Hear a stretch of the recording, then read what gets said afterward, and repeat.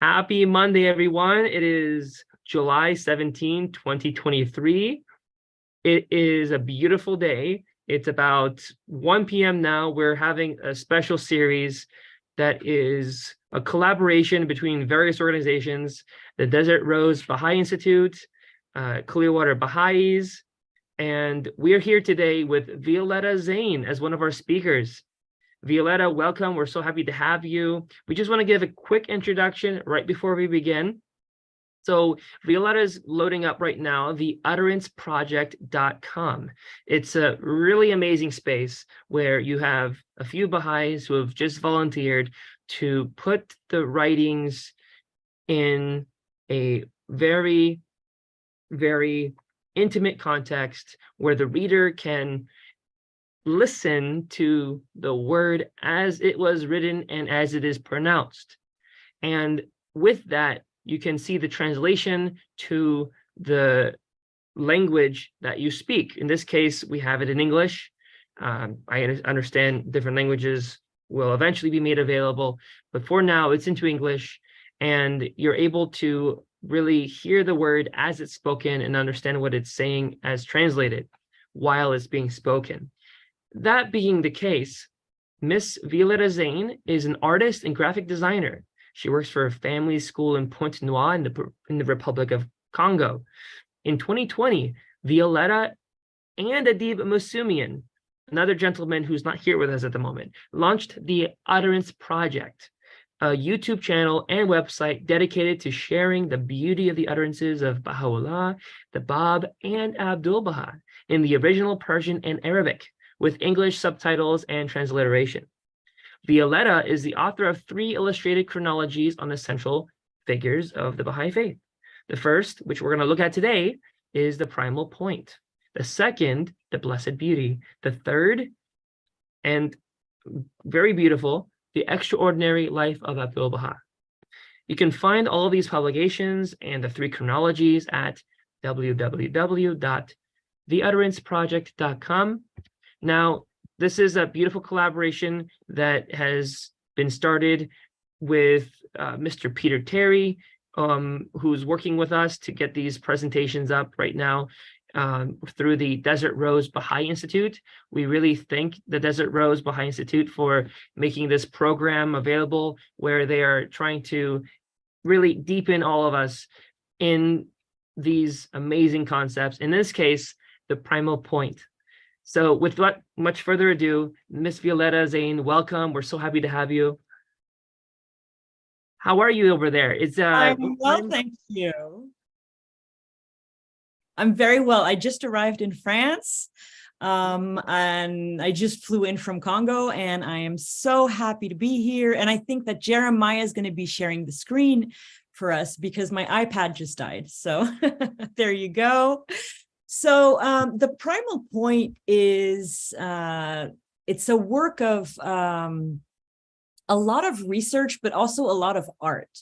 So the Bab, we have 2 manifestations of God in the Baha'i faith, and the Bab came before Baha'u'llah to clear the way and disrupt and make the link, the break, and the link actually between Islam and the Baha'i faith. So the Bab's life, as the Shoghi Effendi describes it in God Passes By, was incandescent and burned through the sky of Persia. And so this entire chronology is built on 2 quotes that frame for us the Bab and his monumental force and how his life was divinely guided from end to end. And Jeremiah is going to read these 2 quotes that really and truly are the thread that guides the entire chronology. You missed them? They're a little bit above. There you go. The Hand of Omnipotence and the next one. And both of them are from the writings of the Bab.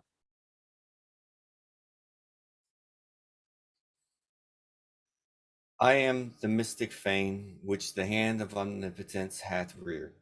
I am the lamp which the finger of God hath lit within its niche and caused to shine with deathless splendor.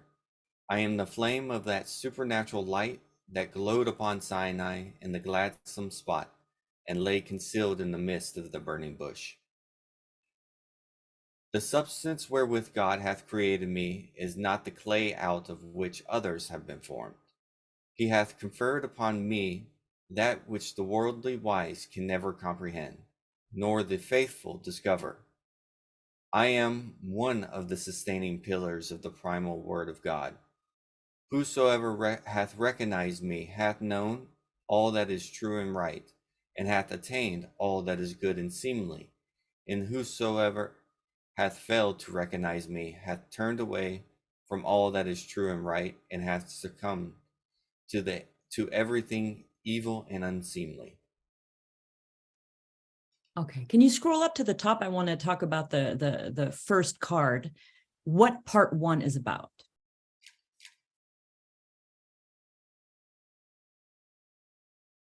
Okay, so part 1 is from 1819, the birth of the Bab, to 1835, when his youth begins and he leaves to become a merchant in Bushire.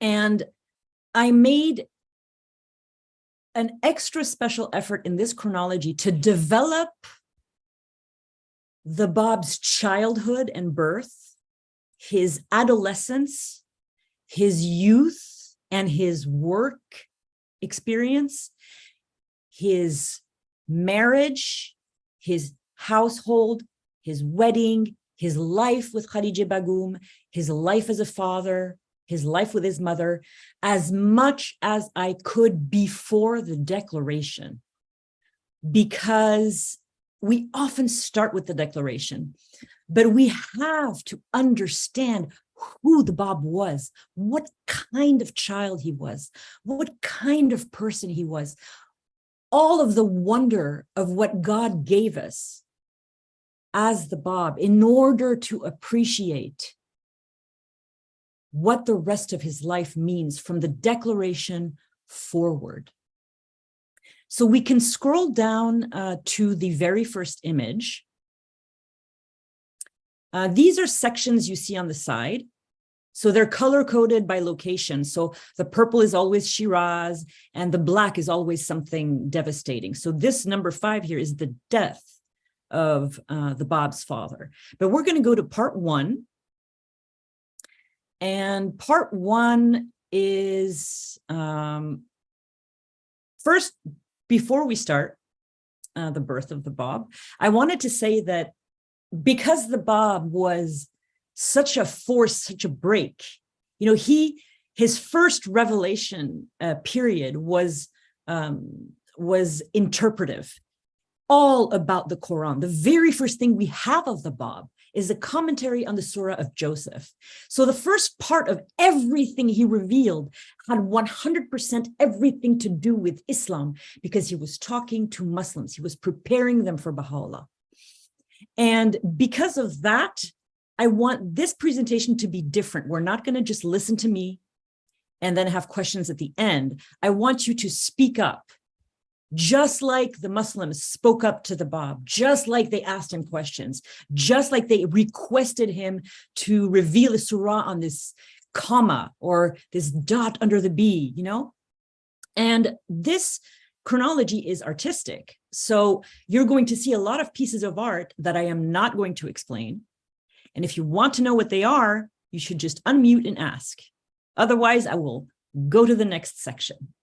So let's get started. The first image that you're going to see, which I'm not going to comment on,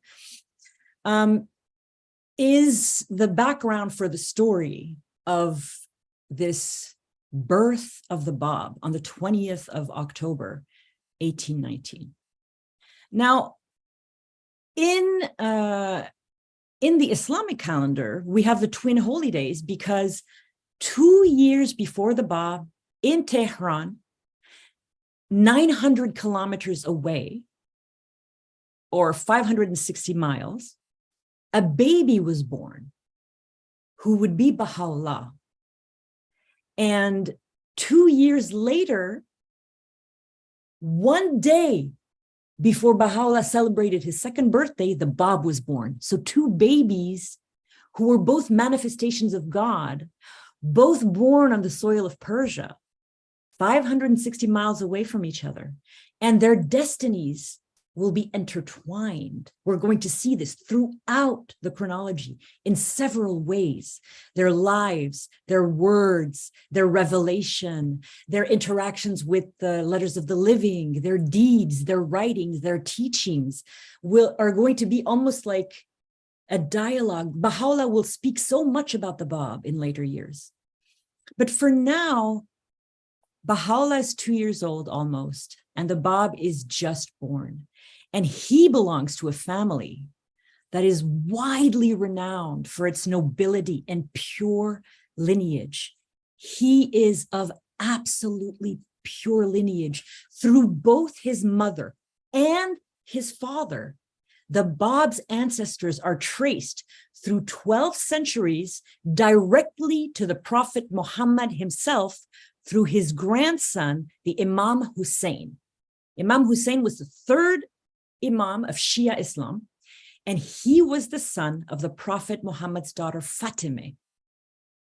So it's interesting to note, given the deeply youthful character of the Bab's life, he was martyred when he was 30.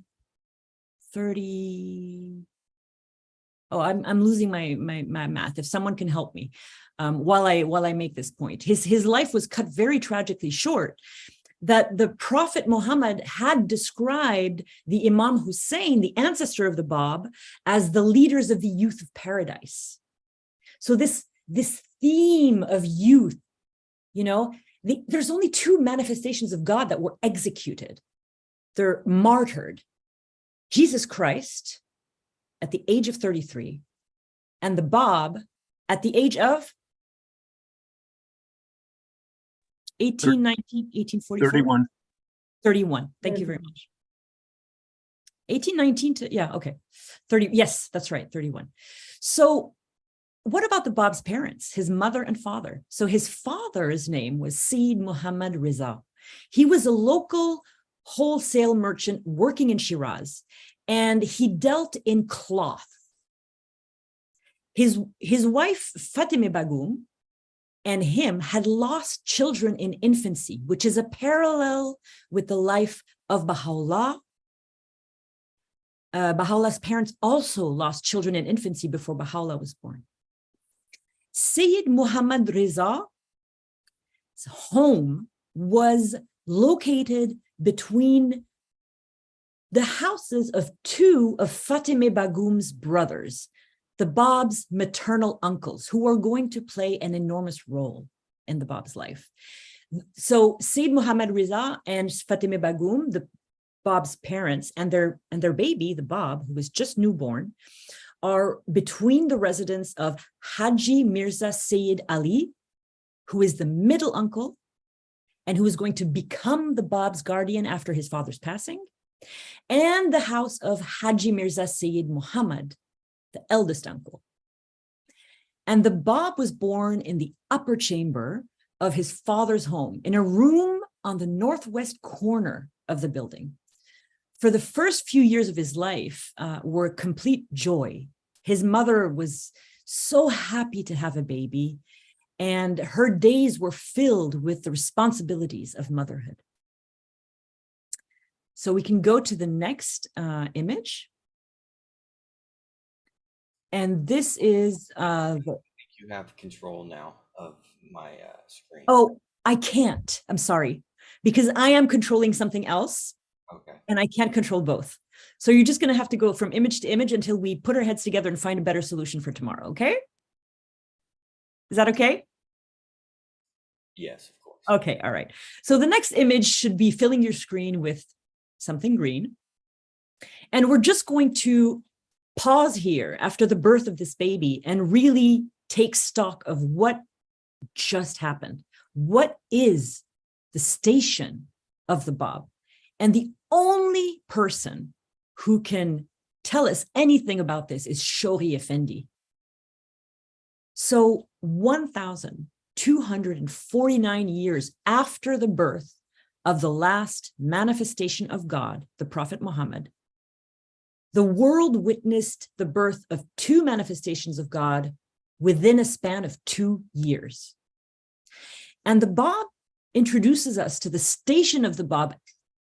Shoghi Effendi introduces us to the station of the Bab by saying that he is the point round whom the realities of the prophets and messengers revolve, whose day Baha'u'llah himself affirms, every prophet hath announced, for which the soul of every divine messenger hath thirsted, and through which God hath proved the hearts of the entire company of his messengers and prophets. That is who is born on the 20th of October, 1819. There is an extraordinary section, and you may want to take note sometimes of these things because I tend to research things a lot and I tend to talk fast.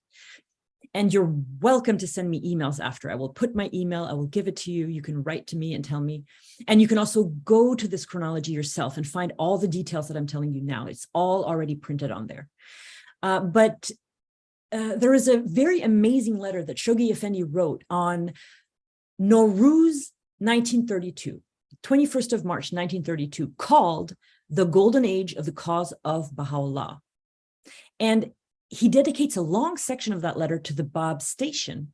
And he states emphatically and unequivocally that the Bab can in no way be reduced to being the precursor of Baha'u'llah. And these are his words, that he was not merely the precursor of the revelation of Baha'u'llah, that he was more than a divinely inspired personage, that his was the station of an independent, self-sufficient manifestation of God is abundantly demonstrated by himself, is affirmed in the unmistakable terms by Baha'u'llah, and is finally attested by the will and testament of Abdul Baha. And look at Shoghi Effendi. He mentions them, but it is also unequivocally stated in this statement here by Shoghi Effendi. But Shoghi Effendi never mentions himself.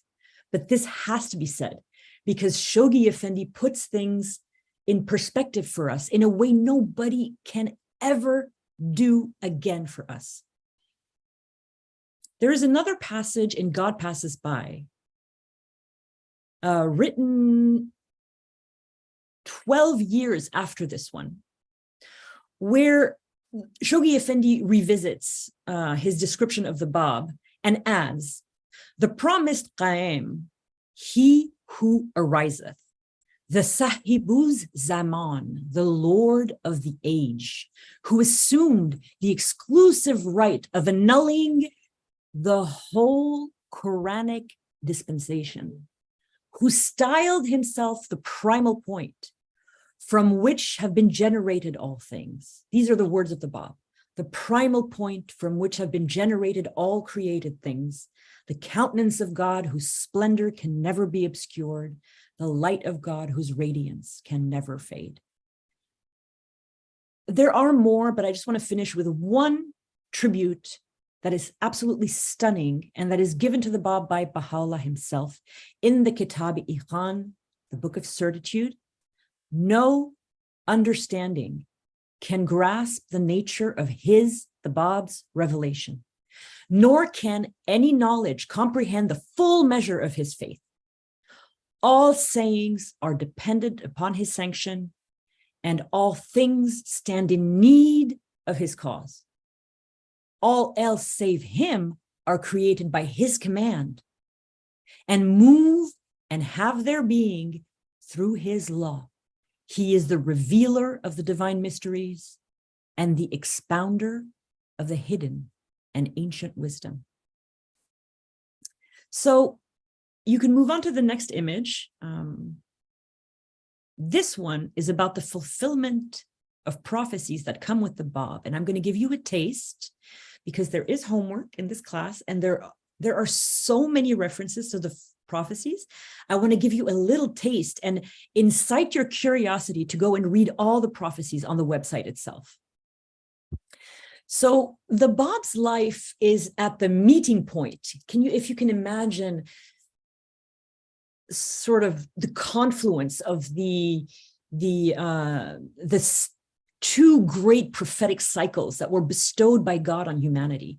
He signalizes the end of the Adamic cycle, which began with humanity's beginning, because religion has always existed. We have lost the trace of the early religions of prehistory and Africa before it was colonized, and all of the entire world, but there were prophets from the beginning of history. So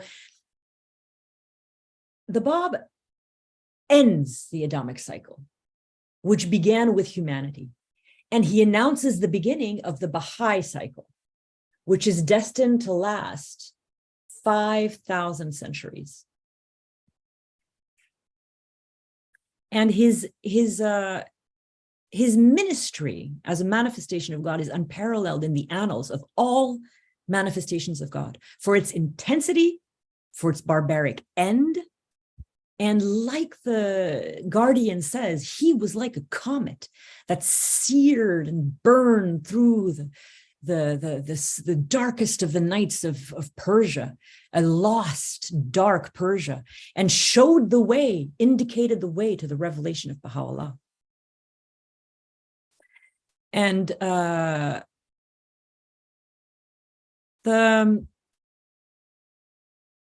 he is in the Apocalypse of St. John, there is the second woe, and the second woe is directly a reference to the Bab. This Apocalypse of St. John also speaks about the first of two messengers, and these messengers have been prophesied in the Quran. He is also the trumpet blast, the foretold in the Quran, the inevitable, the catastrophe, the resurrection, the earthquake of the last hour. And he is referred to by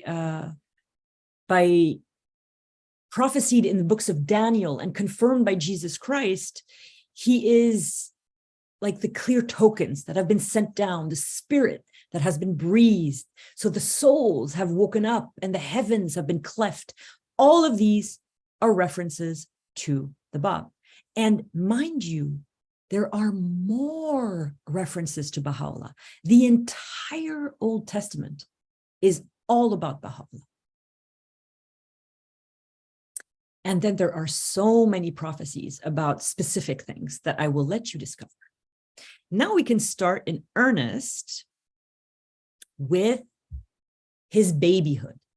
We have a little period of 2 years, and I was able to find a little testimony of the Bab as an infant. And our friend John Pills here, who has his own nearly 1-month-old little girl, Alita, will enjoy this, because this is all about the Bab as a baby. And we're not used to hearing about the Bab in this state, but I think it's important for us to understand how special a manifestation of God is, even when they're a newborn. And the reason that I put this in the chronology is because it came from a history of the region of Fars, whereas Shiraz is,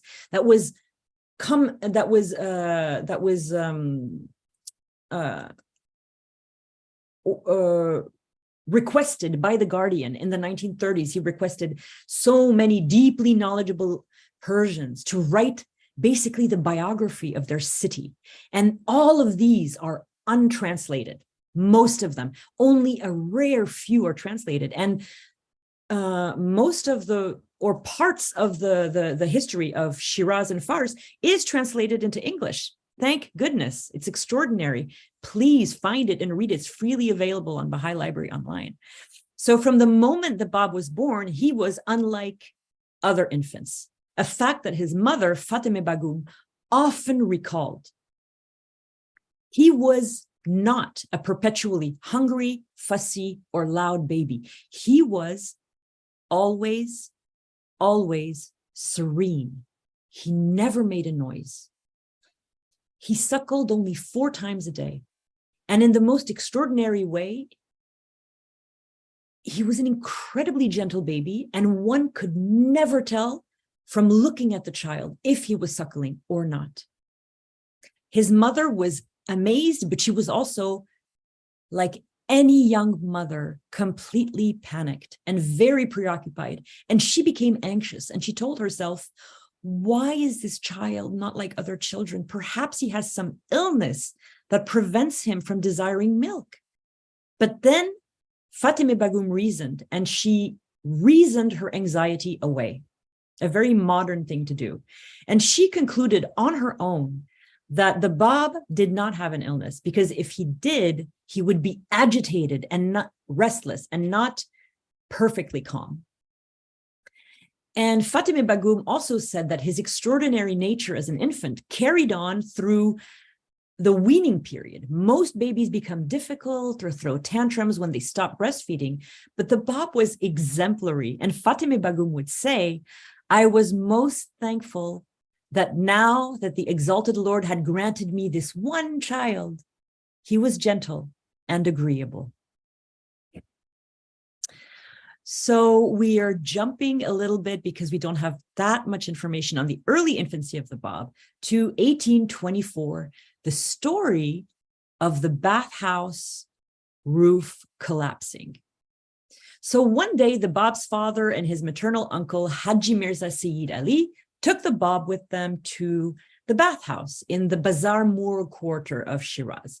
The Bab took a nap, sleeping between his father and his uncle, and he suddenly awoke and stated, the vaulted roof of the Gharm Khani, the steam chamber of Mirza Hadi's bathhouse, this is a bathhouse that was reserved for women, has just caved in, and 5 women and 1 child have been killed under the rubble. His uncle told him, Agha, which means master, please sleep and refrain from saying such things. What manner of talk is this? But the Bab simply responded, and this is very indicative of his character, very confident. It is as I said. Shortly after, the men heard a tumult of noises and voices coming from the women's bathhouse, saying that Mirza Hadi's bathhouse was wrecked and that a number of women were hidden under the rubble. And the numbers started climbing. There were 20 women killed, 30 women killed, 40 women. Some said a child had been killed. But at the end, the number of casualties were 5 women and 1 child, exactly as the Bab had seen in his dream. And this is a pattern in the Bab's childhood. He predicts things and knows things in a way that is unexplainable unless you know he is a manifestation of God. So around the same time, the Bab's father went to one of his friends and marveled about his child. He was about 5 years old, and his father went to Sheikh Abid, who would later be the Bab's teacher, and he marveled to his friend about his son. He said, after 40 years, the exalted Lord has graced me with a child who has caused me to wonder over his behavior. And Sheikh Abid asked him, his good friend, he said, well, explain what you mean. And the Bab's father just said, it's very hard to say. It's hard to say. The Sheikh insisted, and Sayyid Muhammad Riza said, oh, venerable Sheikh, which of his amazing conditions should I recount? Such peculiar characteristics are manifest in him that the people are astonished. Now, when he's 5 years old, he sometimes raises his hands to the threshold of the one God and recites prayers. He wakes in the middle of the night and stands to offer his obligatory prayers, in the midst of which he weeps. Sometimes he is sad. On other occasions, he is happy or immersed in rapture or preoccupied with the imaginary world. My astonishment and bewilderment prevents me from describing further. Were I to recount all that I have observed from the time of his birth until the present, it would make a thick book. Next. Around the same time, when he was around 5 years old, the Bab had a dream. He had many dreams in childhood, and they were all deeply spiritually significant, exactly like Baha'u'llah. And I think dreams for me are categorized into two categories. There are dreams that are just your mind ordering things at night. And there are dreams of the holy ones and the saints and the manifestations of God and dreams that are deeply spiritual. These are a very rare type of dream. And this is the kind of dream he had when he was 5 years old. He had a dream about his station of prophethood. And he told his family, he described it to his family this way. Last night, I dreamt that a large balance was suspended in midair in a vast space. Imam Jafar Sadiq was seated on one of the plates, and because of his weight, that plate was resting on the ground while the other plate was suspended in the air. An invisible person lifted me and placed me on the empty plate. My plate was now heavier than the other, and I came to the ground, and the first dish rose in the air. So the first dish containing the Imam Sadiq, Jafar Sadiq. So now we're entering another section. And this is the Bab childhood years in school. He goes to school now. So it starts around the same time, around the age of 5 years old. The Bab meets his future teacher for the first time. So before who yes. was Imam Sadiq? Which number of the 12? Okay, yeah, good question. Imam Jafar Sadiq, because you know what? I forgot to tell. Sixth. He was the sixth Imam, and he was the founder of a school. He was called Jafar the Truthful. And you know, it would be interesting to find out why he is the one that was in the dream.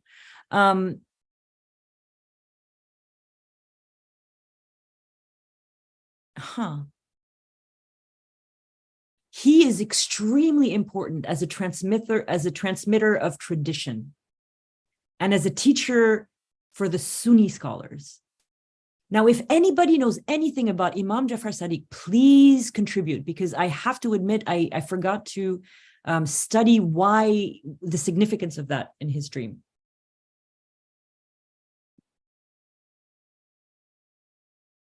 I heard someone speak earlier.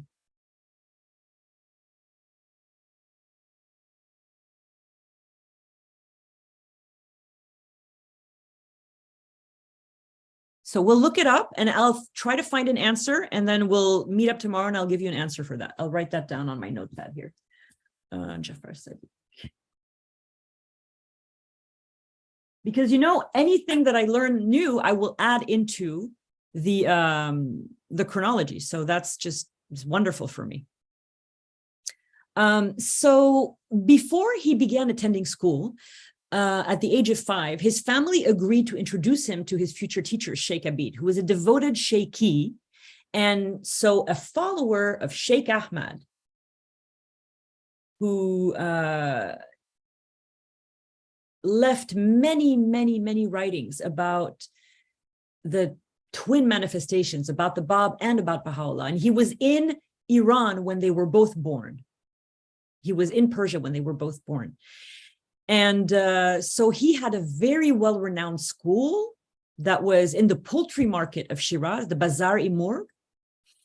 And he was the friend of the Bab's father, to whom the Bab's father confided his amazement at his child. So it was decided that the Bab and his uncle would come to school to meet Sheikh Abid on a Thursday morning. And that day, the Bab arrived dressed in a green tunic and a cashmere skull cap. And he is 5 years old at this point. And he was followed by a servant. Now, this is possibly a servant who is going to play an enormous role in this chronology. His name is Haji Mubarak. But it's most likely him, but there's no confirmation because the name wasn't given in the story. And so the servant, the African servant that's following him, is holding a small copper tray filled with sweets and with a student's version of the Quran. In Shiraz at the time, like probably in most of Persia, it was customary for the new pupil to bring a Quran from which he would read to his teacher. It was sort of like a first day of school tradition, or before he starts school tradition. So the Bab came in and greeted everyone, and he was very well known for his courtesy from very early childhood. And he sat right in front of Sheikh Abid, who was a very tall, dignified man with a very long beard. And soon after, his maternal uncle, Haji Mirza Sayyid Ali, arrived and sat next to the Sheikh. Sheikh Abid took the Quran from the tray of sweets and asked the Bab to read, and the Bab smiled and said, "As you please." And as was the custom, Sheikh Abid asked the Bab to read the verse of the Quran that reads, "He is the deliverer, the all-knowing." But the Bab remained silent. So Sheikh Abid repeated the verse, but the Bab still kept silent. The Sheikh continued to insist, and finally the Bab asked, "Who is he? Can you explain?" The Sheikh answered, "He is God. You are still a child, and what concern is it of yours, the meaning of he?" The Bab responded, "I am the deliverer, the all-knowing." At this point, Sheikh Abid was enraged. He picked up his stick and said to the Bab, "Do not utter such things here." The Bab started reading from the Quran. His maternal uncle smiled, made arrangements with the Sheikh, and left. Now this he, remember this he, because he is something that the Bab is going to reveal several commentaries on. This question that he asked, who is he? Can you explain? The Bab, in his interpretive period, will reveal commentary after commentary on the letter ha, he, the meaning of the word, the meaning of the letter, and like unfold spiritual meanings within these. And we're going to go into detail into his revelation in this chronology as well. So the next image is the Bab's first day at school, but just I searched for this image for weeks and weeks, because I found an image that I loved that was a Persian school around the time that the Bab went to school, like within 20, 30 years. And it was registered with the Smithsonian Museum. And I am so proud that after weeks of searching, I finally found by complete accident. It was the hand of divine inspiration that guided me, because it was not labeled as such. And and I was legally allowed to use it because I really, really wanted a school of little children in 1910. So, some years later, but so this is what a school would look like. Question. Yeah. Question. You mentioned Sheikh Abid as the one who asked about the extraordinary things that he did, and he was told that he memorized prayers and obligatory prayers. And then you mentioned Sheikh Abid again as a teacher in the poultry market. Is the Sheikh Abid the same? Yes, exactly. Thank you. So the father came and told this. He was friends with Sheikh Abid, and he said, "I have this child that's incredible." And then he sent his child to his friend. Yeah, just wanted to know if this was the same one. Thank you. Absolutely. Thank you very much for asking that. Sometimes I can go a little fast, and so I am grateful for that. So, friends, there are so many stories about his childhood years. I'm just going to pick and choose the ones.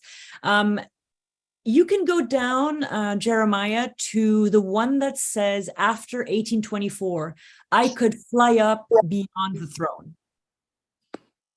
It's I'm skipping the one with the children because it's a very long story and it needs to be like thought about. So you have an image here of the throne, right?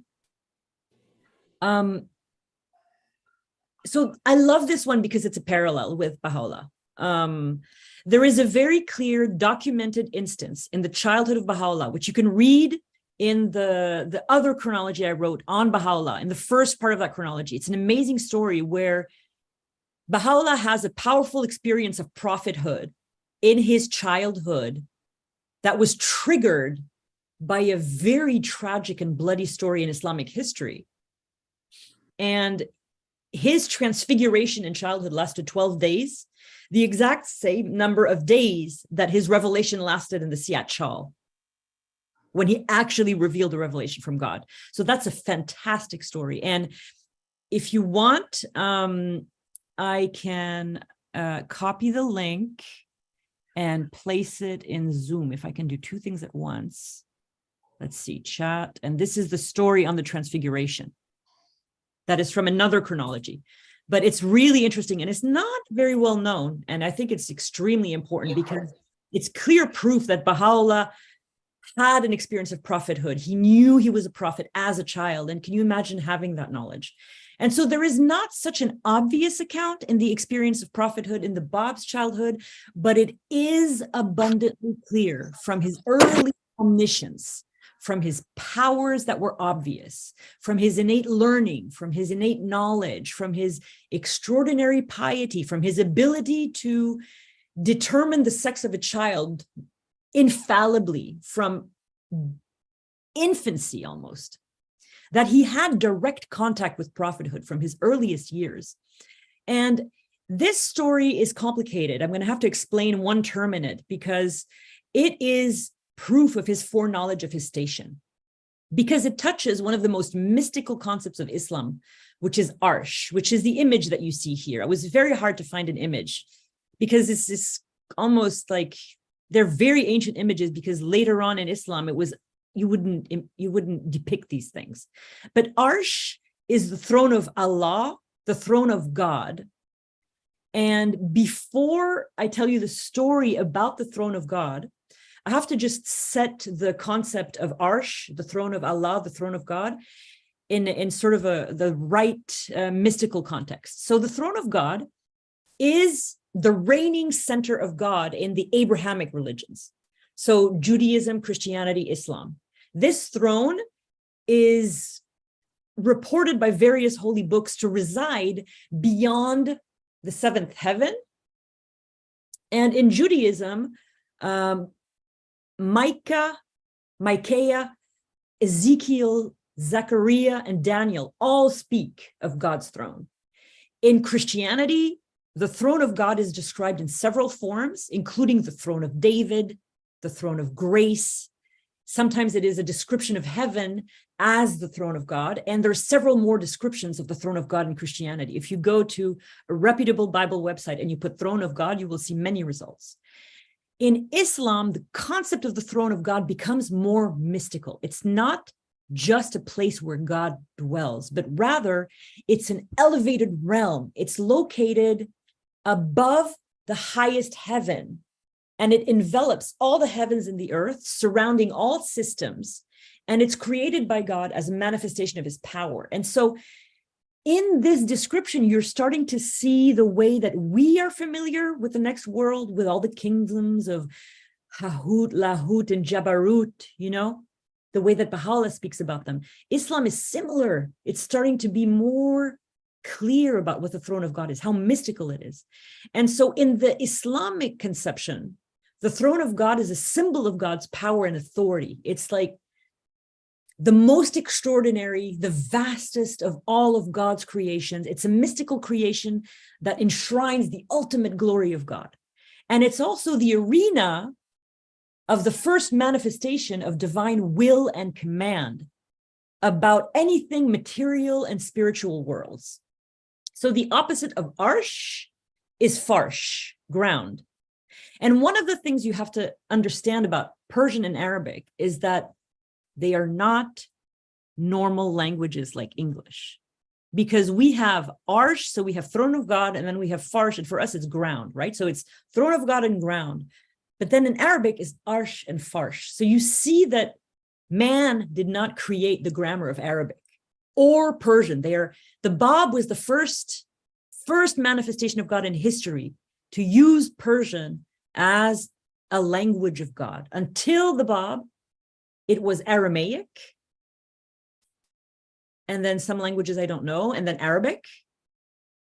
And he revealed in Arabic at first, and then one day he revealed in Persian, and he brought Persian into, and so even in Persian, you have like gol and bulbul, you know, like humankind cannot create this vocabulary. This vocabulary was inspired by God, by his will, so that the revelation of Baha'u'llah and the revelation of the Bab and the revelation of the Prophet Muhammad could use these words to teach us about the will of God. That's why they rhyme. It's not an accident.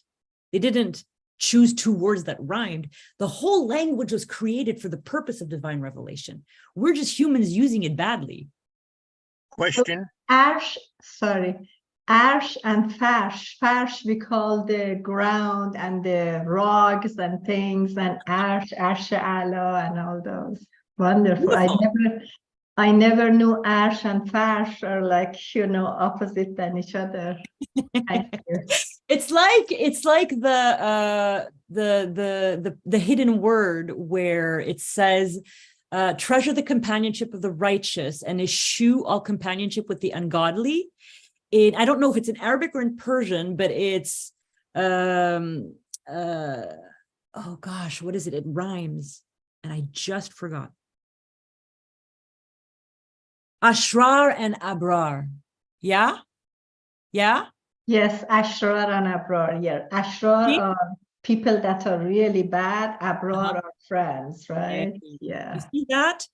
And golden, so everything. And so that's why we created the Utterance Project. So you can go on the Utterance Project if you're an English speaker, and you can listen to it in Arabic, and you can see the subtitles, and you can hear the rhymes. Like the entire long healing prayer rhymes like this. So, it's very complicated, and all of it is on the website, and you can go and you can read it. But it's a very, very, very complex. Like it's hard for us as adults to understand. But the Bab, as a 5-year-old, knew exactly everything about Arsh. And one day in class, Sheikh Abid noticed the Bab was whispering to the boy who sat next to him, and he was silent when his teacher wanted to lean in and listen. So Sheikh Abid pretended not to pay attention to the Bab, which probably did not fool the Bab because he's a manifestation of God.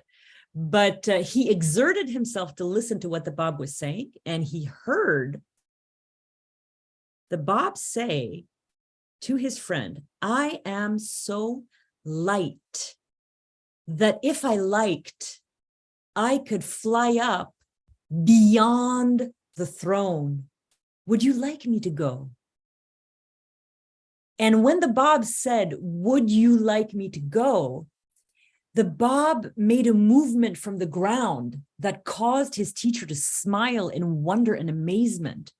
And as he did, the Bab suddenly stopped speaking.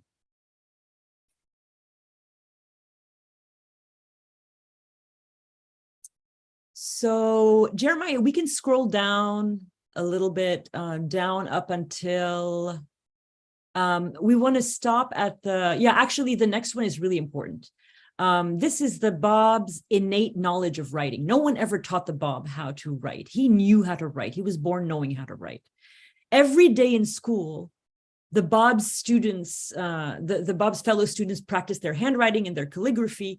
And even though he hadn't yet learned how to write, Sheikh Abid noticed that the Bab, little child, was coming to school every day with a pen case and practiced writing at the same time as the other boys. And he thought to himself, he's just copying his friends, right? But this went on for several days, and Sheikh Abid got curious, and he went over to start, and he was expecting to see scribbles, and when he looked at the sheet of paper, Sheikh Abid was shocked to see that the Bab had actually written something without having practiced or been taught how to write. And what was even more astonishing was the fact that it was a dissertation on the mystery and knowledge of divine unity, written in the purest and most eloquent style, and so profound that the sharpest mind would not be able to seize its entire meaning.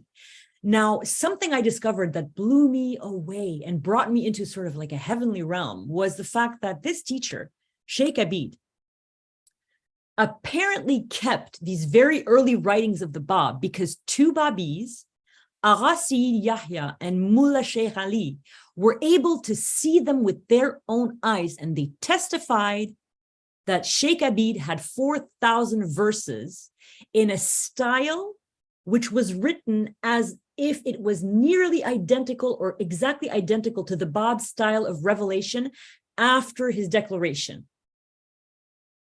And in his childhood, the Bab was known to write beautiful essays in both Persian and Arabic. And those who read them were astonished at his knowledge. Because they knew he had never been formally taught Arabic. Even Arabic scholars found it extraordinary that someone who had not been taught could produce writings in such perfect Arabic. I have a question about the language. Yes. You mentioned that no manifestation of God ever used Farsi before the Bab. Mm-hmm. What about Zoroaster? Yeah, you know, Zoroastrianism was revealed in, I remember looking at this earlier, but let me see. What language is the Avesta in? It was in the Zend language. It was a pre-Farsi language. Has no cognates, no relationship, nothing to do with Farsi? You know, I think I'm going to go on a because limb. Baha'u'llah was asked to write a pure tablet. Yes, now that is okay. So let's just look at Zend first. Zend language is okay. So Zend is like, you know how English we have Middle English like Chaucer, and we have English. So Zend is like Middle Persian. So it's but not. You can't claim that was Farsi. Yeah, you know, I think it's very, very, very different. I think it's extremely different. So scholars would say has nothing to do with Farsi, and that the manifestation of God only was the Bab. Yeah, let's look at this. Let's look at, is Zend Farsi?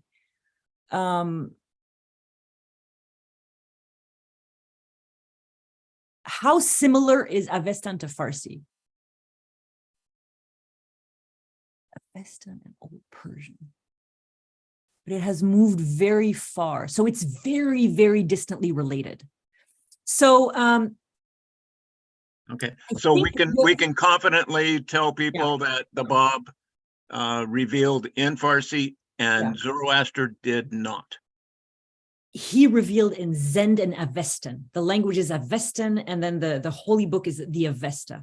And the reason why I think that because I don't want to offend a Zoroastrian friend of mine. No, because actually, you know what I would do is I would approach this with your Zoroastrian friend. I would make this like a research thing together. And then you guys can email me what you found, you know? Because this is the kind of conversations that we can have with people where we are coming from an attitude of, I want to learn. You know, you can say, listen, I went to this talk and I heard this woman say that the Bab was the first to reveal in Farsi, you know, and I'm talking 19th century Farsi, the kind of Farsi that if you read the Bab, even though it's very complicated, you will understand it because it's like, you know, 1 century away. But now, can a Persian read the original Zend and understand it? Because if so, but I don't think so. See, I think that it would be very, very, very interesting to ask a Zoroastrian. I believe their holy words are translated into Persian now. So I don't think anybody except scholars can read this type of ancient language, you know? And the Persian of the Bab is the Persian of Baha'u'llah. You know, when Baha'u'llah writes in pure Persian, so he is writing to these Zoroastrians, and it is like honey for them. Because Baha'u'llah, the manifestation of God, is making an effort to reveal a tablet that contains absolutely no words that have any relationship with Arabic whatsoever. Every single word in these tablets, he wrote many tablets to these Zoroastrians. He cared for them deeply, and he wrote them many tablets in pure Persian. Like Love is the Secret, that comes from a tablet in pure Persian that was written to a Zoroastrian who never became a Baha'i, Manikshi Sahib. But he was in love with the faith. He asked. You said Persian, so how is Persian different from Farsi? Same thing. It's the same thing. It's the same thing. Okay, because you said something different, and I wasn't sure you're distincting. No, it's the same thing. Thank you. I'm sorry. I should pick one or another. But like in Persian, in pure Persian, you're not going to have any accents above or below the letters. You're not going to have any of the signs that come from the letters, from the words that you're trying to Arabicize in Persian. In pure Persian, everything comes from that Middle Persian. Everything is originated in that Zend and that Avestan, and it has evolved and has been untouched by the Muslim conquest from the 7th century. It's the language, pure Persian language. And it's an effort to write in pure Persian. So this is really, this is a very interesting story. In 1825, so he's about 6 years old. It's called The Rebuke. And this story is very unusual. It's a very short vignette from the early childhood of the Bab. He must have been around 6 years old.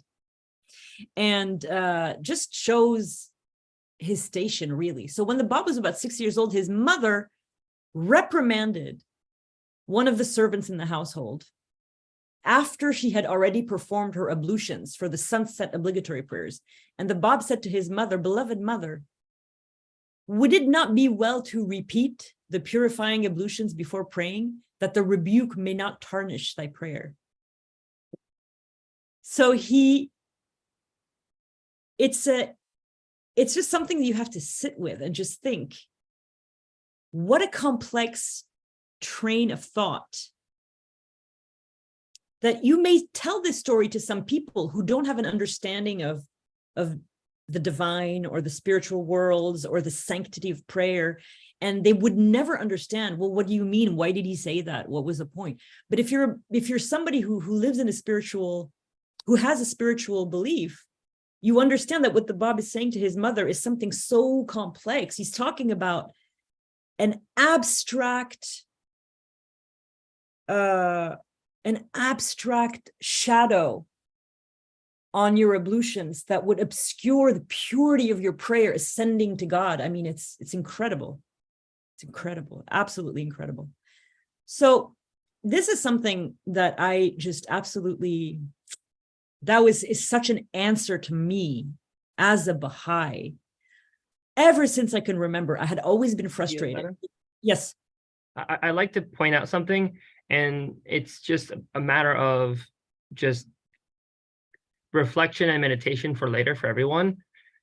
When the Bab talks about prayer in many places, not just this one story, but in many places, he's speaking of the process that we utilize to pray being not something that's merely procedural.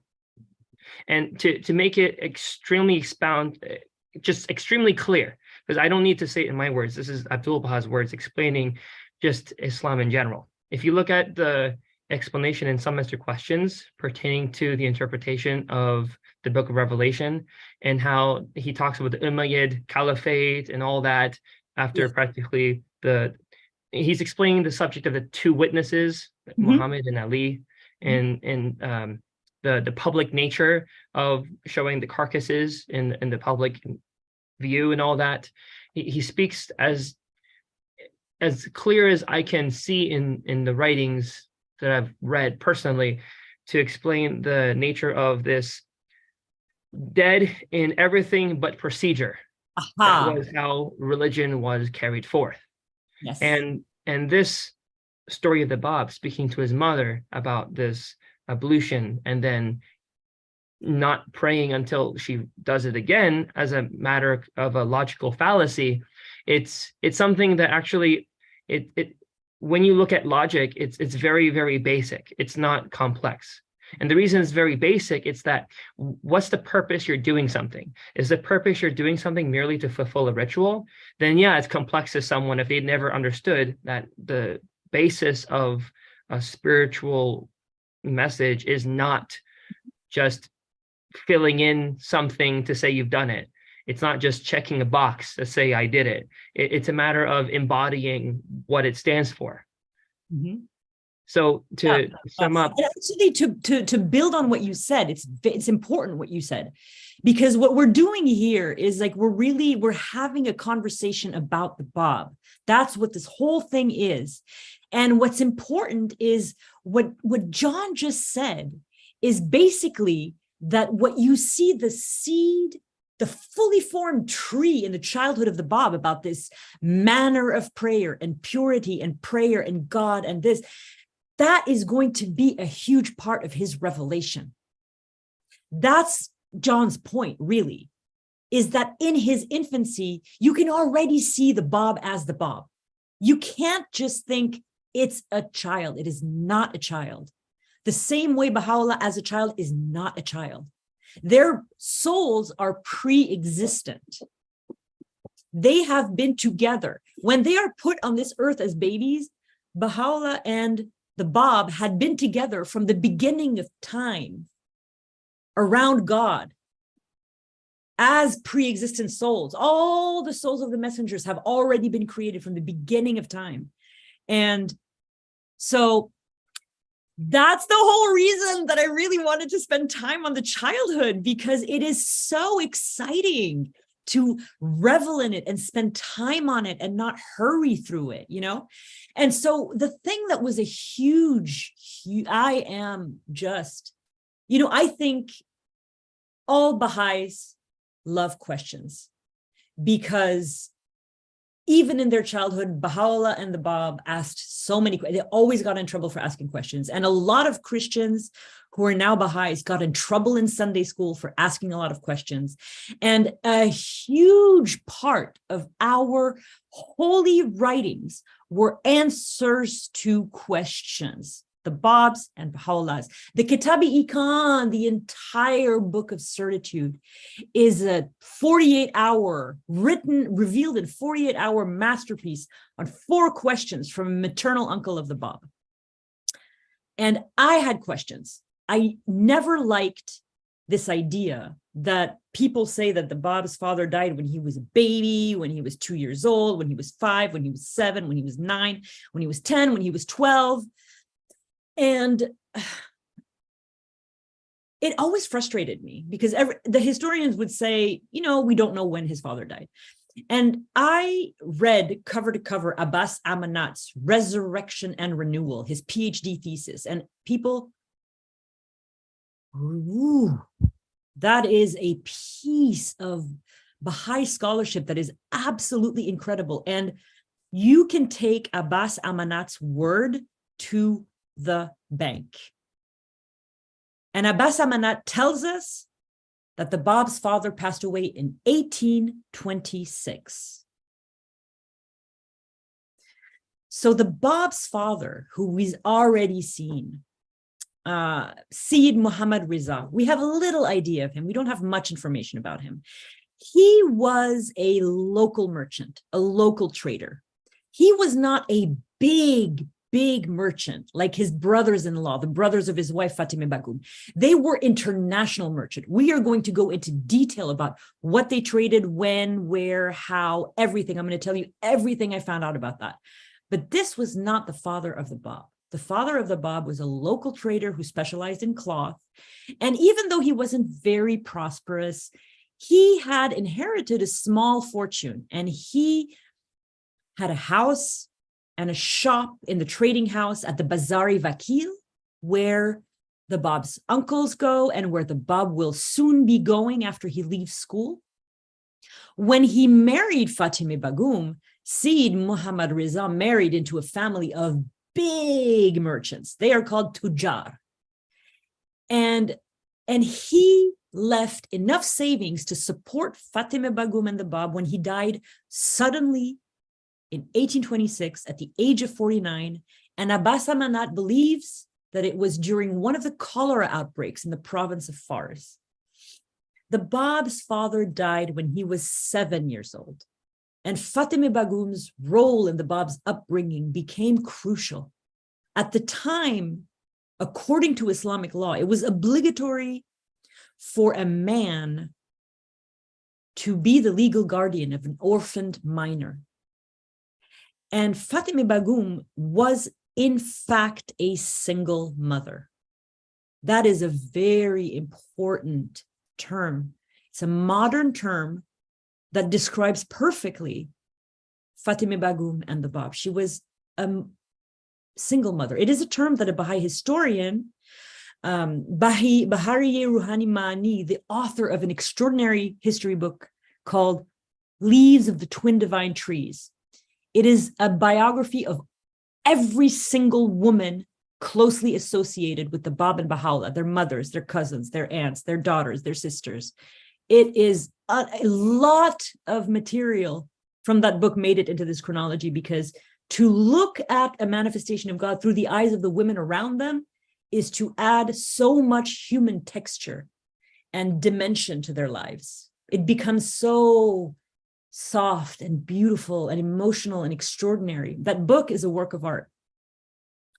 So because it was the law, she couldn't just be with her son alone, even though her husband had left enough money for them. They went to live with her brother, the Bab's maternal uncle, Haji Mirza Sayyid Ali. And when they went to live with Haji Mirza Sayyid Ali, the mother's uncle, now, I'm sorry, it's a very similar name. The Bab and his mother went to live with Haji Mirza Sayyid Ali.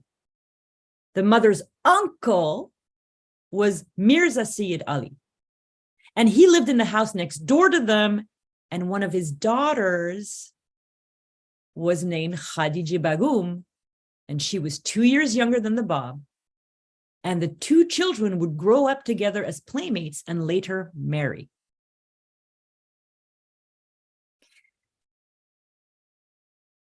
There's a very touching, the Bab was extremely close to his mother. I mean, I'm spoiling a little bit of what's coming ahead by telling you this, but he wrote to his mother all the time. When he went to live in Bushir, he wrote to his mother constantly. He wrote to his mother, wrote to his wife, was very close to his mother, loved his mother. She was extremely close to him. He was the only child she would ever have, and he would be taken away from her too early. And in the Qayyumul Asma, which is his first, well, there were other treatises that were revealed before. We're going to get to them. They're very exciting. But really, the opening of the Babi dispensation is the commentary on the Surah of Joseph. And in chapter 28, the Bab talks about the important role of his mother in his life. He says, "O thou mother of remembrance, may the peace and salutation of God rest upon thee. Indeed, thou hast endured patiently in him who is the sublime self of God." Question. Mm-hmm. Is anything that the Bab wrote prior to his declaration considered canonical writings of the Babi Baha'i dispensation? Canonical. You know what? Let me just, I think that I may have given you a wrong impression here, because I think that what he did reveal was, let me just look in the, let me just check for you. I have this in the, it's going to be the next part, which I think we're going to do tomorrow. It's all about the Bab's youth and his early revelation. Now, I know that the very first treatise that he wrote was lost. We don't have a copy of it. But yeah, it's not working. I don't know. Because we have the Rashi Amma from Baha'u'llah, but that is after the revelation. It's in the Siyachal. It's the very first thing we have from him. It's a poem about the experience of divine revelation. Well, are we to assume that the Bab and Baha'u'llah's writings before their declaration either are non-existent or just spoken of? Yeah, I think, I have I'm having trouble with the information on the other page, but I have a vague memory that whatever the Bab revealed before his declaration is no longer in existence. We don't have any copies of it. Those 4,000 verses you mentioned about Sheikh Abid? Yeah, no, those are gone. I mean, from what I recall, I think Sheikh Abid would never part from them. And so they disappeared. They're gone. There are so many things that disappeared. Oh my gosh. This is one of the things I've learned in writing these chronologies is what we have is a drop of what existed. I mean, when Baha'u'llah was in Baghdad, they washed away hundreds of thousands of verses into the Tigris River over and over and over again. Over and over and over again. We are entering here. This is one of the most exciting parts. And we're almost done, actually. We're going to be done in maybe half an hour. This next story in 1826, so the year that the Bab's father passes away, this is an exciting piece of scholarship that was done just in the last couple of years here by Dr. Nader Saidi, professor of Baha'i history at UCLA. There is only one copy of this book in the entire world. It's called, this is the name that Dr. Nader Saidi gave to it. It's called the Book of 30 Prayers. And you're actually not going to believe me that it's a real thing. So I'm just going to tell you, just download the article by Dr. Saidi and read it, please, because it's an extraordinary article. I just could not believe that this book exists. In the last year of his life, and I'm going to go into detail when we get to the last part of the chronology, but the Bab wrote a book of 30 prayers. And I'm going to keep the surprise, and you can go ahead and cheat and look at the last part if you want. But one of the prayers is a prayer that talks about a very important character in the life of the Bab. And that is someone who, until modern scholarship from Abul Kazem Faizi and Dr. Anthony Lee and Dr. Nader Saidi, we only knew of him as the Ethiopian servant in the Dawnbreakers. And in fact, he was so much more. In 19th century Persia, every wealthy household had owned domestic slaves, including the family of the Bab. And now I have to be truthful, because they were slaves, but I have to also be very clear. They are not at all slaves like the slaves in the Americas, not even remotely close. Slaves, quote unquote, in Persia could, if they were intelligent, study, learn how to read, learn accounting, become advisors, become ministers, become governors. A lot of them, I mean, all of them were eunuchs. And I'm not going to go into detail as to what that is. But the reason that we use servant in Baha'i history is because the word slave is too charged. And the reality is one word can have two opposite social realities depending on the cultural context. And in the cultural context of Persia, even though they were technically slaves, they are actually more like servants and confidants and best friends and advisors and counselors and people like the person we were talking about, who is Haji Mubarak. And Haji Mubarak was that mysterious Ethiopian servant who appears regularly in Nabil's thrilling narrative, the Dawnbreakers. Haji Mubarak was born in Ethiopia, and he was sold into slavery when he was 5 years old. So he was transported from his home by slave traders and trained, very well formally trained for domestic work and for business in the house of the Bab's relatives. And he was a brilliant, brilliant man. He had advanced, extensive knowledge of business, helped with bookkeeping. And when the Bab's father died, Haji Mubarak, a black man, an African servant, helped raise the Bab from the age of 7. And he was about 15 years older than the Bab. So the Bab knew Haji Mubarak from the age of 7 for his entire life. And he is one of the 2 people that the Bab chose to accompany him on pilgrimage after his declaration, was Haji Mubarak and Qudus. Last in number, first in rank of all the letters of the living. It is absolutely clear that Haji Mubarak was not just a servant. This is going to become very clear in part 3.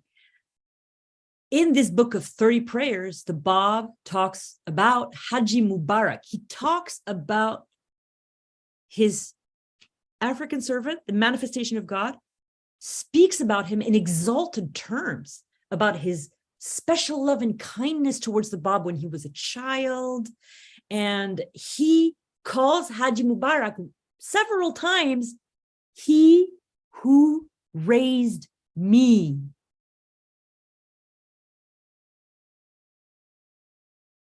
Friends, I do not know that there is a more powerful message of unity and brotherhood and the oneness of humanity than the manifestation of God calling his African servant, he who raised me, asking about him in letters, revealing prayers for him,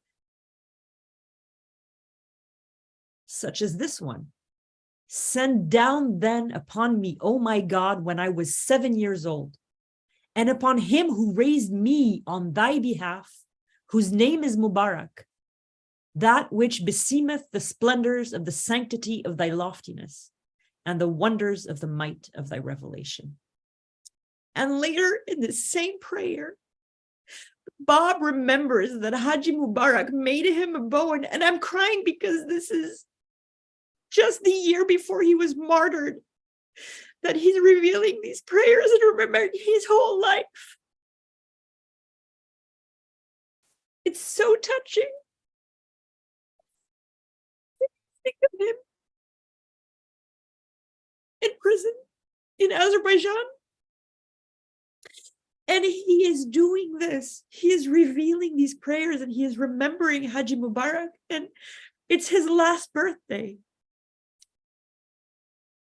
And later in the same prayer, the Bab remembers that Haji Mubarak made him a bow and arrow for him to play with as a child, as a 7-year-old boy. And he asks God to bless him for his kindness towards him. And this is translated by our beloved Dr. Nader Saidi. And for the bow and arrow he made for me to play with at that age, send him what is in thy knowledge of thy grace and mercy.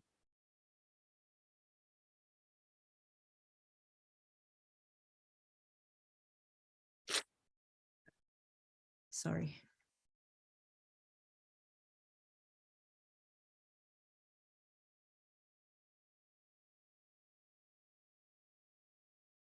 So shortly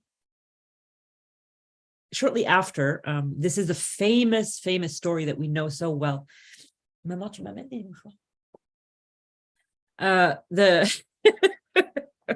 Sheikh Abid returns the Bab to his uncle.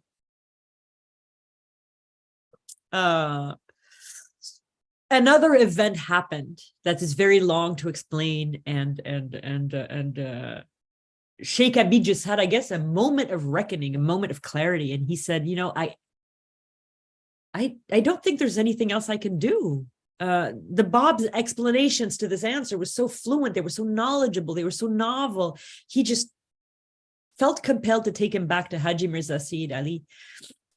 And he said, I've brought him back to you and I commit him to your vigilant protection. He is not to be treated as a mere child, for in him I can already discern evidences of that mysterious power, which the revelation of the Sahibuz Zaman, the Lord of the Age, which would be one of the titles of the promised Qaim, alone can reveal. It is incumbent upon you to surround him with your most loving care. Keep him in your house, for he is verily stands in no need of teachers such as I.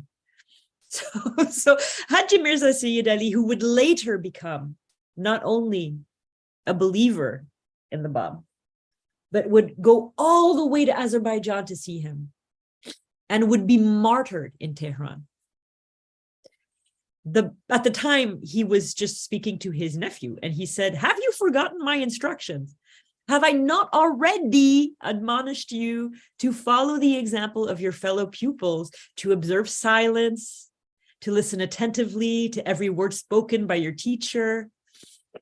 The Bab promised to obey his uncle faithfully and return to school. But the soul of the Bab was just incandescent. Discipline could not repress him. Day after day, he continued to shine and manifest his remarkable intellect and his superhuman wisdom. One day, the Bab's teacher, Sheikh Abid, told the Bab's uncle, if you pay school fees to me, it is a present. I can teach him nothing. His explanation of difficult passages of the Quran are marvelous. His answers to complex problems are amazing. Just amazing. Just goes to show, I think, one of the keys of life and of God's will is that character is all. That is why we place such an emphasis on children's classes and qualities and virtues and things like that, because basically all you can sum everything up is the character of the Bab was so extraordinary as a child. He was just utterly mesmerizing. And the next image here is of a diamond, obviously, with some writings of the Bab in the back, I think. From the Qayyum al-Asma. Ooh, I went far for that interpretation. Haji Sayyid Javad was a very well-respected mullah in Karbala, and he, Haji Sayyid Javadi Karbala, he plays a great role. Oh, wow. He is one of the two people who was sent by Baha'u'llah to teach the Bab's mother about the Bab after many years after the Bab had been martyred, and she became a Babi at the end, thanks to him. He was visiting he was a cousin of the Bab's father. So he was related to the Bab on his father's side. And he was staying over at the Bab's uncle's house. And the Bab was 7 years old. And he became really fascinated with the Bab because he noticed the Bab's beautiful character. And very early the next morning, before dawn, he heard the sweet voice of a child chanting in the prayer room. And he was so enraptured by that sweetness and the ardency of the devotion that was so unlike a child, that he opened the door to his room and he just wanted to wait and see who it was. And then he saw the Bab again. And as soon as his eyes fell on the boy, he perceived such an illumination on his face, an expression that was so indescribably beautiful that the thought crossed the Sayyid's mind. I felt like I could not find throughout the whole human race another one like him. And before he could ask Haji Mirza Sayyid Ali, his uncle, who the child was, he answered, he said, this is my sister's child. And so and so he asked him questions over breakfast and he was just amazed by the answers. And then the Bab just got up and said, I'm leaving for school. And so he went to school, and Sayyid Javad was so obsessed with the Bab, he followed him to school.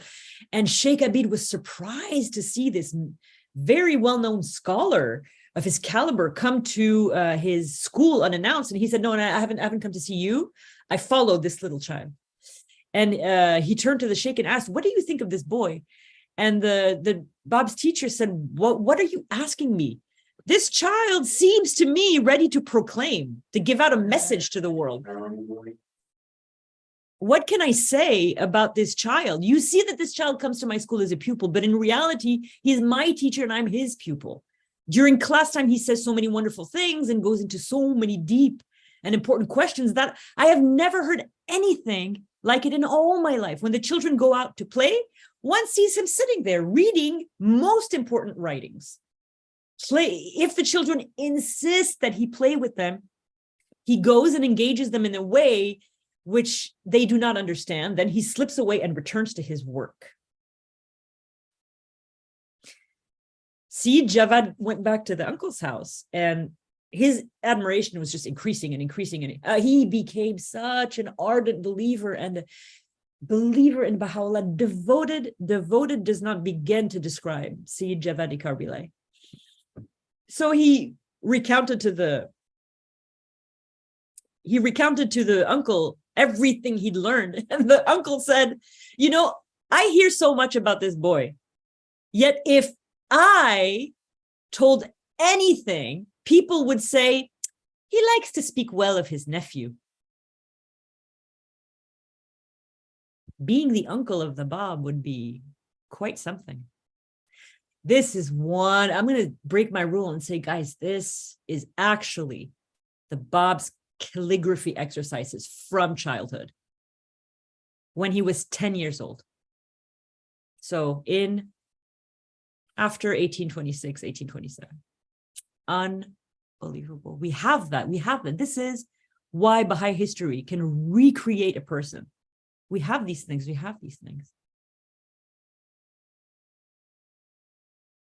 Okay, so the next story, you know what? These are all manifestations of omniscience in the Bab's childhood. I'm gonna just, he could predict random events and earthquakes. He could always tell infallibly if a woman is carrying a boy or a child. The next story is about astounding mental faculties. And that, I think, I will let you discover on your own time in the chronology, because I think we've done a good job today of explaining how extraordinary the Bab was. The next image is that's a dervish from the 19th century. A soothsayer was called in because he was so extraordinary. This is all in a theme. It was an astrologer, and the astrologer said something, but then the Bab tore up his talismans. One thing I do want to talk about is the story that's below is 1828, the night prayer. This story is quite sweet because I really love that otherworldly, devout aspect of the Bab as a child in his childhood. And it's really lovely because it's a whole story about a family gathering. So the uncles and all the Bab and everybody, all the men of the family, I guess, they went to hike in a mountain in the mountains to the south of Shiraz. There's a shrine called Sabz Pushan, and it's a difficult journey. It's 7.5 miles, 12 kilometers, and it's exhausting even for strong and healthy hikers. And so when he was around 9 years old, his uncles took him with their group, and everyone was exhausted when they arrived. A very arduous hike. They did their ablutions, they did their afternoon and evening obligatory prayers, they went to the shrines, they prayed at the shrine, they had dinner, they went to bed. But then not long after going to bed, the Bab's uncle and guardian noticed that the Bab was in bed, and he was worried and he was anxious that maybe his nephew would have slipped and fallen off the mountain. And he searched everywhere until he heard this voice chanting prayers and glorifying and praising God rising from below him on the mountain. And he followed the melody and found the Bab standing alone in a secluded private area in this all-consuming rapture that would follow him until the end of his life, voicing prayers and supplications to his beloved God on a deserted mountainside in the middle of the night. And Haji Mirza Sayyid Ali would think about this for decades. And when the Bab made his declaration, Haji Mirza Sayyid Ali believed in him with absolute certainty. He would be the first Babi in Shiraz after the Letters of the Living, and the only member of the Bab's family, apart from the Bab's wife, Khadija Bagum, to espouse his faith openly during the Bab's lifetime. And he would die as a martyr for the Bab's cause.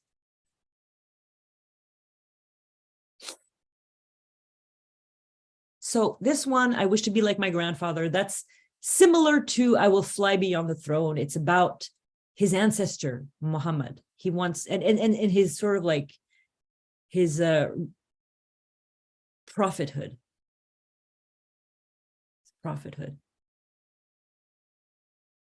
But this is a 350-page chronology, so I'm going to occasionally skip some stories, if you don't mind.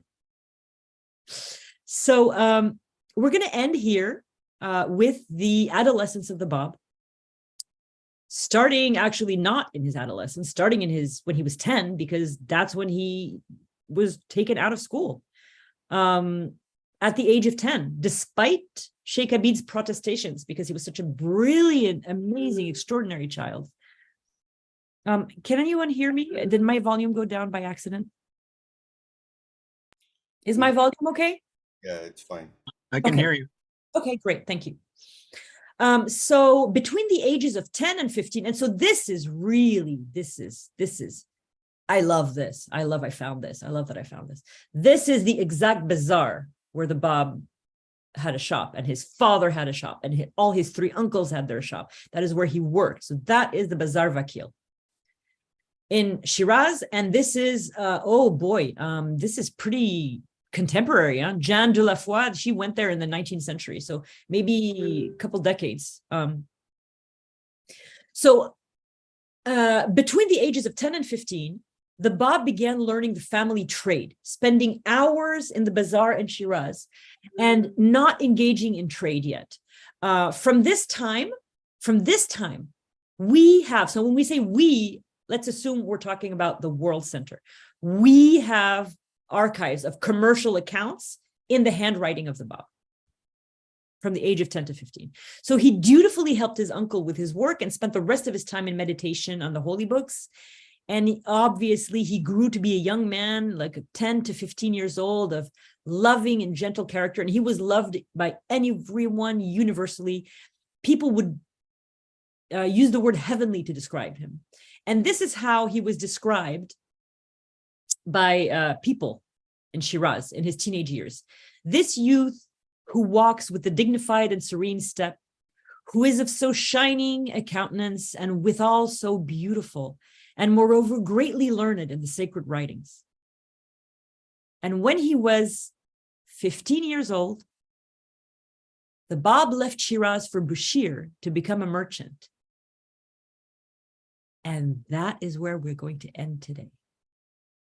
Would any of those accounts that were kept by the Bab be considered canonical revelation? No. You're going to understand tomorrow, because it's like 5 tons of indigo go to Jafar Ali, and 6 tons of cotton are to be sent to Yazd and then to be distributed. And then, like, that's the kind of accounts we're talking about.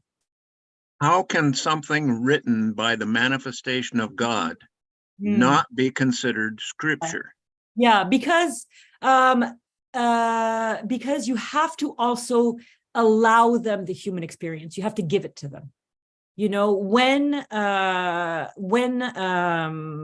Khanum died in 1886, Baha'u'llah was so heartbroken. He was with her since the age of 15, and she died, and he had to live without her for 6 years. He could not reveal. But you could say you're a manifestation of God. You would have known, of course, but he also has the right to be a human. So they have the right to write accounts, and they be just accounts, And then the revelation is the breath of God into them. And for that we have, I'm going to give a talk in September. I give these Storytelling Sunday talks with our amazing Clearwater friends who are here with us today, Jeremiah and John. And they're so wonderful. And in August or September maybe, about Haji Mirza Haji, I'm getting confused now. Haji Mirza Haidar Ali, who describes vividly for you what it is like to stand in a room with Baha'u'llah, revealing the power of it is God communicating live, like, you know, people stream live on Facebook, live on TikTok. He was just standing there, and live Baha'u'llah was revealing to Mirza Akhajan, who's sitting there with his like thick stacks of very large paper with his 40 kalam pens, bamboo pens, and his giant like bucket of India ink. And he's writing in this like not even Persian, and he's just throwing the leaf away, and the leaves like sometimes there's like one verse on an entire page this big, and Mirza Aghaja can't even read it. He has to reread it to Baha'u'llah, and Baha'u'llah corrects him every, like the comma, to the comma, Baha'u'llah corrects him, you know? That is revelation, that is canonical. The Bab sitting, writing about tons of indigo, that is not God insufflating into him saying, put the 10 tons of indigo to Jafar Ali. No, that is just a human being. So he can err when he's doing that? What? No, because I have a story about how he just went on pilgrimage. He just went onto the Arabat. He just left, and he closed up the shop, and his uncle came, and it was like a work of art. The accounts were gorgeous, beautiful, so well done, beautiful. They can never do anything less than perfect, but how are you going to derive spiritual sustenance and value from lines on a ledger book when you have the hidden words or the Qayyum al-Asma? You know what I mean? Like the Baha'u'llah, I'll give you an example that's very, very similar to the account books of the Bab to Baha'u'llah. Baha'u'llah in his own handwriting has a list of, I think he made a list of like the people that were coming with him on his exile that he had to give to the Ottoman authorities before they left from Baghdad to Constantinople. He had to list the number of people, the number of children, the number of women, the number of men, the number of mules, the number of horses, the number of this. And I believe that's in his handwriting. Yeah. See, so that's similar. And then like contracts, you know, because they, in Baha'u'llah's lifetime, they bought properties around, you know, properties were bought. Like Mazre was bought, Bachi was bought, you know, all those places were bought. They would have had to sign, you know, Baha'u'llah would have, or to put his, you know, he had so many different stamps, you know, and some of them were for this kind of, some of them were for that. I mean, it's the refinement of Persian culture. That's the kind of thing that you only understand if you're really deepened. You know, each of these seals has a special, very special meaning. But yeah, I mean, it's interesting, but canonical is, what do you think is canonical? That's a good question. To me, anything a manifestation of God writes. So if they sign their name on a deed to a bushel of wheat, that's canonical? Absolutely. Because we have never had manifestations of God, to my knowledge, that have ever written. The mystical account that may come from them, the gematria, perhaps in the future, there may be keys in these accounts that unlock truths that we cannot imagine now. Okay. Why would it be that the manifestation of God was put in that position at that time, making that account? Mm-hmm. There may be reasons that we cannot imagine now, that it may take an amazing supercomputer to find it. Yeah. And scholars to understand it. Yeah. But I would not dismiss anything that the manifestation of God wrote at any time. But another question I had is, and I was hoping I would find out from this, what is the Bab the upside down Aleph? Oh, I don't know what that means. I'm going to just, you guys, if you're going to be with me for a few weeks or like a few days, I have to tell you something about me. You know that that expression that people often use to describe Marines? They say Marines are like a hammer, and to a hammer, everything resembles a nail. You know, like they have just kind of one job. Yeah? You guys know that expression? No? Okay. Well, it's an expression that says that some people, they just do, like, I am terrible at anything mystical. I do not know anything about. I am like a hammer. I just do history, people, stories, dates. That I go and I hunt for them. I look for the pictures, and that's all I do. You know, and then when I have to write about the holy writings, you know who I go to? I go to Nader Saidi, who wrote this book that is a work of art. It's called what's it called? Understanding the Bab's writings, the gate, something. Gate of the Heart. Oh, thank you. God bless you. God bless you. Thank you. Gate of the Heart is the architecture for every single thing I have written in this chronology about the revelation of the Bab comes from Gate of the Heart. Actually, we have a presentation with him on the Clearwater Baha'is channel. Nader Saidi actually in his presentation, he says, I made this representation, but now I'm changing it. Yeah. So I think it'd be valuable to us if you could bring him on. We did communicate with him a couple of times. Maybe we could bring him on and he could talk on a few points and actually really do a good collaboration. He has definitely changed after reading more information. But like, for example, for the chronology of Baha'u'llah, every single shred of information about the revelation of Baha'u'llah came from two people, Adib Taherzadeh and his 4 volumes, which I read cover to cover like a million times, and Stephen Phelps, Dr. Stephen Phelps, and his extraordinary article on the giant book that was published last year. I have a bad memory. What's it called? The Routledge, The World of the Baha'i Faith. And Stephen Phelps wrote an article about the periodization of the writings of Baha'u'llah. So he has 4 periods for the writings of Baha'u'llah. Like Nader Saidi has 3 periods for the writings of the Bab. That kind of stuff I can't do. I just admit they are masters, and I just inspire. I read what they say, try to understand it, and try to not make too many mistakes. But the history, yeah. So you, Mr.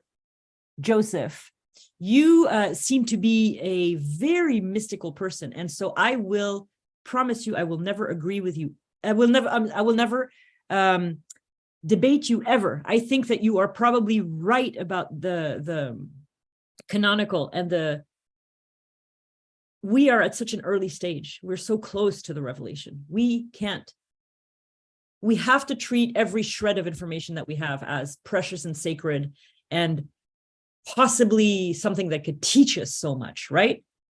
I think that's where you're coming from. I just have 2 other things that hopefully you can comment on. You mentioned that the Bab asked his mother to redo the ablutions, pointing out that Islam was turned into a procedure and not a spiritual essence anymore. Oh, you think that's an aspect of that? That's interesting. That could be very well be that he was sort of like commenting, like he is the one who's come to abrogate Islam, right? So his comment to his mother could also be like a mirror of the Bab as an adult who goes to Mecca and in front of the black stone says, I am the promised one who for 1,000 years you have awaited, you know? So it could also be, this whole Islam is just empty, you made your ablutions and you have to redo them, you have to undo them. It's procedural. That's an interesting point. So in the Christian writings, it says the dead in Christ will rise first. Oh. So is that the dead spirit of Islam rising first and then the Christians? Well, I don't know. What was your question? What was his question? That in the Christian writings, it says the dead in Christ shall rise first. So is Islam the dead in Christ that would rise first and then the Christians becoming believers? I'm out. That's a great question, but one thing you can look at is semantic questions. Semantic questions of Abdul Baha really talks a lot about so many subjects, such as this one. And the one I had referred to about the book of Revelation and the Revelation of Saint John the Divine, that one, not I'm sorry, did I say it right? Revelation, Revelations. I'm sorry if I'm misstating. I don't know. I don't think it matters very much. You're good. Well, the point is that Abdul Baha writes, it says, and it's recorded quite a bit of information in semantic questions, and it will help you unveil a lot of the spiritual mysteries that you're looking at right now. One of which I had cited earlier was on the subject of the prophecy from the Bible, on the subject of the rise and fall of Islam, which is prophesied in that beautiful, very, very colorful chapter, very prophetic. Violetta, I think it's a good time for us today to close out until tomorrow. The reason I'm saying this is that, as we're all aware, it's been a lot of discovery today, and we're going to start it again tomorrow. Well, I hope it was good. I don't know. It's the first time I do a chronology live. I just write them and put them online. I don't usually read them. So this is very good because we're all able to actually engage, and other people who've never heard of the chronology are able to invite your friends. Exactly. I'll be here all week. We're happy to hear that. So, and also for all of you, that what she said, it's true. So come on in. So very nice to meet you guys. Look forward to seeing you tomorrow. And I promised I was going to put my email, right? So this is my email. With your permission, I'll read it out loud. Yeah, of course, please. It is violettaz@gmail.com, spelled V as in Victor, I as in Igloo, O as in Olive, L as in Lambda, E as in Echo, T as in Tango, T as in Tango, A as in Alpha, Z as in Zeta @gmail.com. Violetta with 2 T's, Z @gmail.com. Well, we wish you all a beautiful afternoon ahead. We're so happy, Violetta, you joined us, and we're looking forward to tomorrow. Thank you. I'm looking forward to seeing you. Very wonderful to meet you all. Don't be strangers, and see you tomorrow.